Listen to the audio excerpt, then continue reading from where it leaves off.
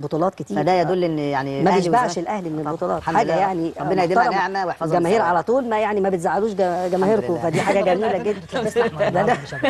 ما كان هيجيب التيشيرت بتفرحوا الاهلي، بيفرح جماهيره. الفرحه على طول يعني كل اعوذ برب الفلق. هاتوا لي الكاميرا هنا. هاتوا